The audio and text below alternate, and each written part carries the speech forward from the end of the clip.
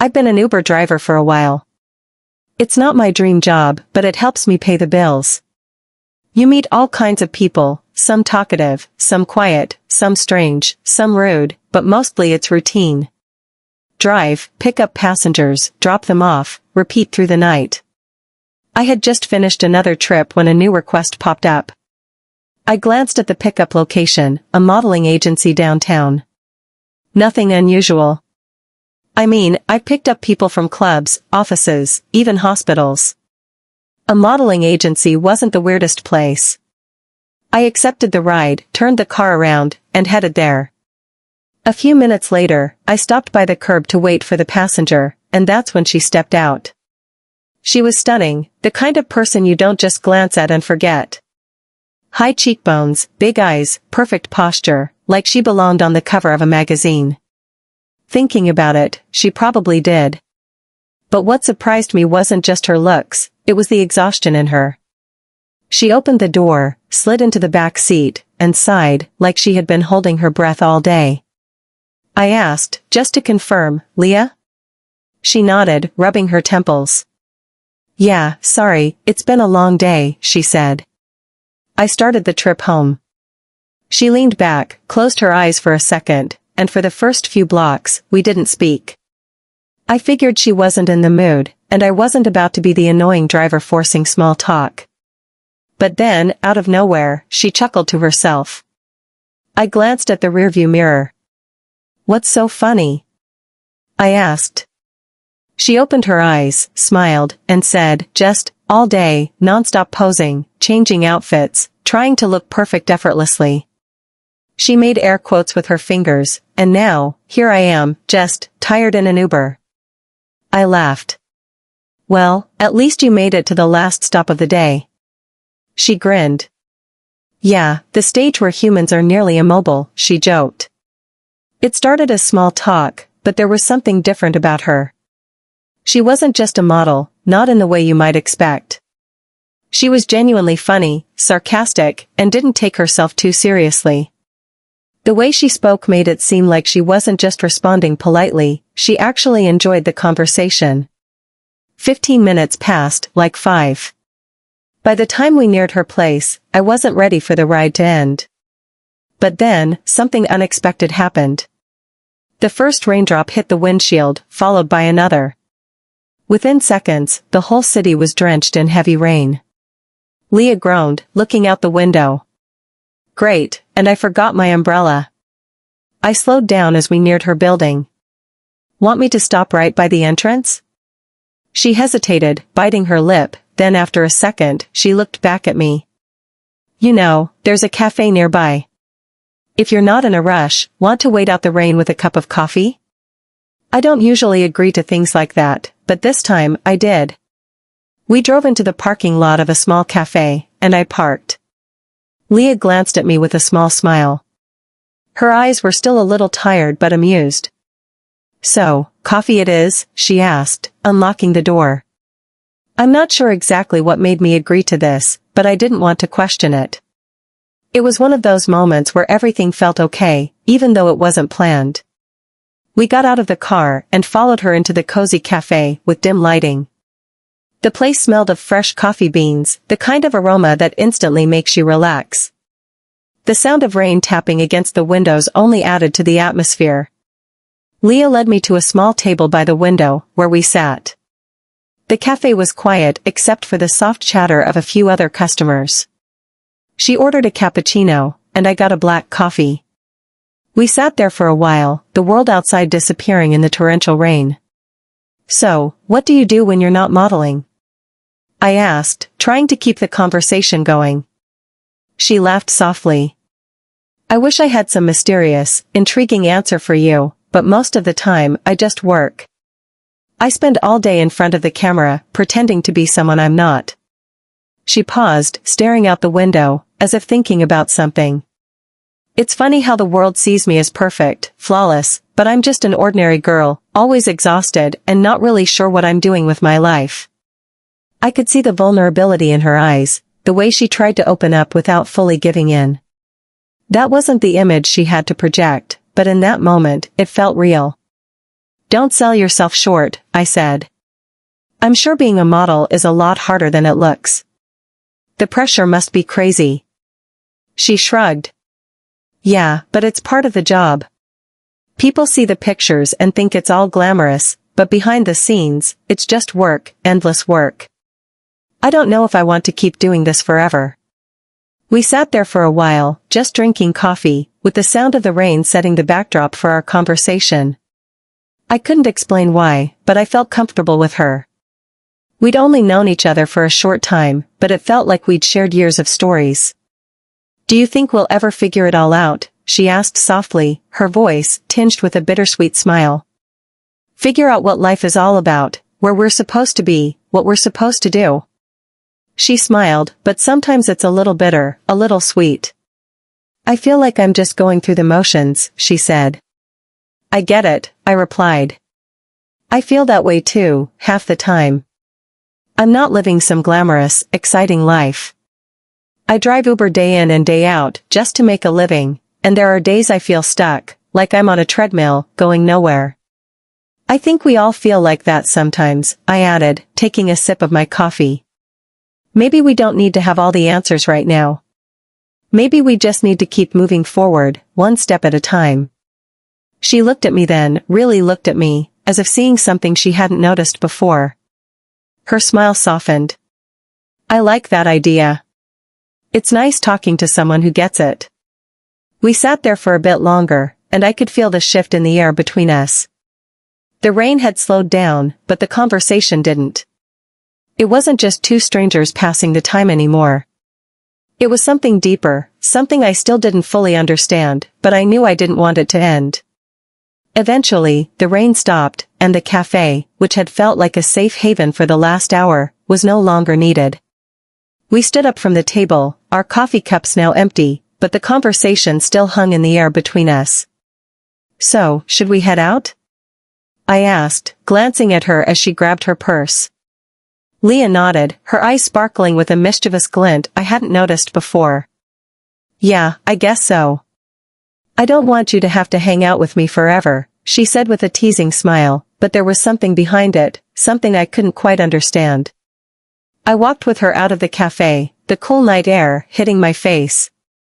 It felt refreshing after the sticky heat of the rain, and the warmth of the conversation we'd shared lingered. We both stood there for a moment, not sure what to do next. She glanced down the street, the wet sidewalk sparkling under the streetlights, before looking back at me. I know this is a bit random, she began, hesitating for a second. But, would you want to walk with me for a bit? I was taken aback.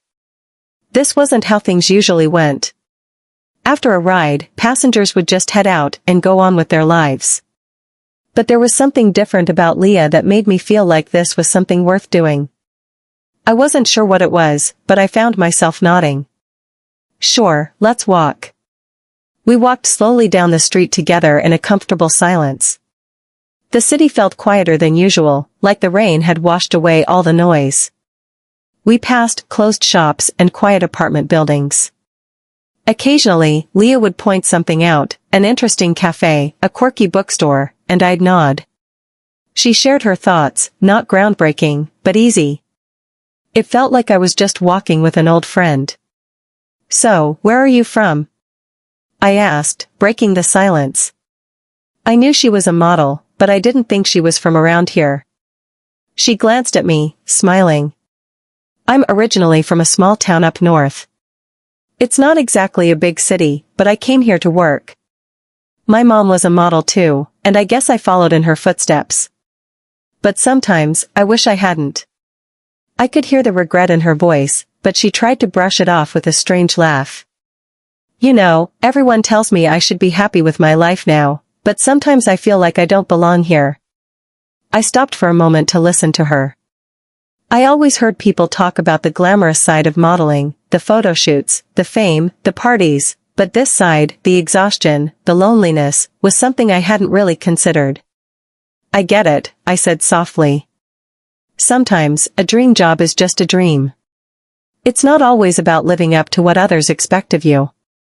She looked at me then, and for a moment, there was an understanding between us. Yeah, she agreed, her voice soft. But that doesn't make it any easier. We continued walking, and I found myself wanting to know more about her life beyond the photoshoots and runway shows. She wasn't just a pretty face, and for the first time, I realized I wanted to learn about the person behind the image. Eventually, we reached a small park. The benches were empty, and the air smelled fresh and earthy, like a moment frozen in time. Just the two of us, away from everything. Leah sat down on one of the benches, and I sat next to her. So, what about you? She asked, looking at me curiously. What's your story? I wasn't used to being asked about myself, especially by someone like her. I like her, but I don't know why I feel so comfortable. I'm just an ordinary guy. I guess I mentioned that I drive an Uber. It's not very exciting, but it helps me pay the bills. I don't know. I'm still figuring things out. She nodded, her face thoughtful. It's funny, isn't it, how we all feel like we're just figuring things out no matter where we are in life? I don't have an answer for that. I just looked at her and realized that we have more in common than I expected. Maybe we're not so different after all. The conversation shifted, and we talked about everything, our dreams, our fears, and the things we still want to do with our lives. It wasn't a deep, life-changing conversation, but it was real, and in that moment, it felt like the most important thing in the world. After a while, Lisa stood up, stretching her arms above her head. Well, I guess I should go, she said with a warm smile. Thanks for hanging out, it was really great. I stood up too, reluctant to let the moment end. It really was great. We walked back to where we parked, and I couldn't help but feel an attraction inside me. There was something I hadn't felt in a long time. This wasn't just an ordinary meeting anymore, something was forming between us, something unexpected, something neither of us planned when we got to the car. Lisa gave me a soft smile, one that seemed to say everything without saying a word. I couldn't shake the feeling that something had changed between us, something I hadn't planned and didn't fully understand. Well, this is me, she said, pointing to the building in front of us. It was a fancy condo, the kind of place that makes you feel like you need a good reason to be there, but Lisa didn't seem like the type to care about appearances. I nodded suddenly, feeling like I didn't want to leave. I guess that's when I said, try to act normal, but failed miserably. Lisa stopped for a moment, then turned to face me, her expression softening like she was considering something. You know, you're the first person I've talked to like this in a while, she said, her voice low, almost hesitant. I mean, really talking. It's nice to be normal, you know? There was something in her eyes, a vulnerability, something raw, that made me feel like I shouldn't let her leave just yet. I didn't know why, but I didn't want this moment to end here. I admitted that I met a lot of people in my job, but nothing like this. It's easy talking to you, I said with a smile. I get what you mean, it's pretty rare, isn't it? I nodded in agreement, but that moment was brief. Lisa took a deep breath, and I could see she was about to say something else, but then she stopped. I guess I should go, she said. She hesitated for a moment before adding, but if you want, you can come in for a drink, just so we can keep talking. I wasn't sure what she meant, but there was something in her voice, something more than just a casual invitation. She wasn't asking me to leave, and the way she looked at me made me feel like this wasn't just a quick drink or a polite invitation. I wasn't sure what to say. Part of me hesitated, unsure if this was just a spur-of-the-moment thing or something more. But another part of me, something deeper, wanted to say yes. I looked at her, searching her eyes for any sign of hesitation. Are you sure? I asked, unsure of myself. She laughed lightly. I promise I won't bite. She smiled again, this time with a spark in her eyes. The tension in the air was clear, and I found myself nodding before I even realized it. All right, I'll come in for a drink. Lisa beamed, her excitement nearly impossible to contain. Great. Let's go. We walked into the building together, the sound of our footsteps echoing in the quiet lobby. She led me to her apartment on the top floor, and I couldn't help but notice how easily she moved, how comfortable she seemed in this space, a place far beyond anything I'd ever experienced. The apartment was beautiful, modern, and luxurious, the kind of place that makes you feel like you're in a high-end movie. But despite all the opulence, Lisa didn't seem fazed by any of it. She took off her coat and threw it casually on the couch, then turned to face me. "Make yourself at home," she said, gesturing toward the couch. "I'll grab us a drink." I sat down, trying not to let the uneasy feeling of not belonging overwhelm me. I wasn't sure why I felt out of place in a place like this, but it was hard to ignore. Lisa returned a minute later with 2 glasses of red wine, handing one to me before sitting down next to me. We clinked our glasses, and for a moment, everything seemed perfect. The conversation flowed easily, like we'd known each other for much longer than just a few hours. We talked about everything, the important and the trivial, and the tension that had been there earlier melted away, leaving us just 2 people enjoying each other's company. After a while, she said, her voice deep and thoughtful, "What are you really looking for? I mean, I know we're just talking, but you don't seem like the type to do things just for fun. What's your connection?" I looked at her, unsure how to answer honestly. I hadn't really thought about it, but when she asked, I realized I didn't want this to be just a one-time thing. There was something about her that made me want more. "I guess I'm looking for something real," I said, the words coming out before I had a chance to think. "I don't want to just drift through life. I want something that really means something, even if it's not perfect." Lisa's eyes softened, and she smiled, understanding. "I get that," she said, and in that moment, I realized she understood me better than anyone I'd ever met. I could feel the shift in the atmosphere between us, a kind of unspoken connection that had started to grow since we sat down at the cafe. The more we talked, the clearer it became that there was something deeper here, something neither of us could ignore, even if we tried. Lisa and I spent the next hour talking about everything, from the mundane to personal stories that made us laugh, then paused to reflect. She told me about her struggles in the modeling world, the constant pressure to look perfect, the loneliness of living in a city where everyone is a stranger, and the feeling of being just another face in the crowd. It was easy to listen to her, to really hear what she was saying, because somehow I knew exactly what she meant. I'd spent years driving people around and seeing their lives unfold in the back of my car, but I never felt like I was part of their world, just a passenger on the sidelines. Lisa was different. She made me feel like I wasn't just an observer anymore, like I had a real place in this story. "So, tell me more about you," she said, setting her glass down. "What excites you, Richard? What do you want out of life?" I shifted uncomfortably on the couch. I wasn't used to being asked questions like this, especially by someone like her. I glanced at her and saw the genuine curiosity in her eyes. She wasn't just being polite, she really wanted to know. I took a deep breath and leaned back on the couch. My thoughts were spinning. I don't know. I guess I want more than what I have. I mean, I drive people around all day.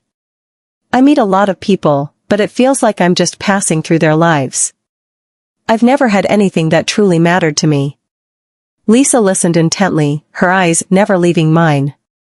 "That's tough," she said softly. "But I think you can change that. I mean, life's short. You deserve more than just being a part of someone else's story." Her words hit me harder than I expected. I wasn't sure why, but hearing her say that made me feel like maybe there was still hope for me after all. Maybe I wasn't meant to just drift through life. "I think you're right," I said quietly, looking at her. "Maybe I need to stop letting life just happen to me and start doing something about it." Lisa smiled, her face lighting up with warmth, just like it had when I first met her. "That's the spirit," she said, her voice full of encouragement. "You just have to take the leap, Richard. Don't be afraid to go after what you really want." I didn't say anything, but inside, something was clicking into place. Her words, the way she looked at me, it all felt like more than just a conversation. I didn't want to leave. I didn't want this moment to end. "So, tell me about your dreams," I asked, my voice softer than usual. "What do you wish you could do if you could do anything?" Lisa looked away for a moment, a thoughtful expression on her face. She ran her hand through her hair, a nervous gesture I hadn't seen before. She seemed hesitant, like she was holding something back. I don't know, she said quietly. I've spent so much of my life chasing other people's dreams. I guess I forgot about my own. But if I could, I'd want to do something meaningful, something real.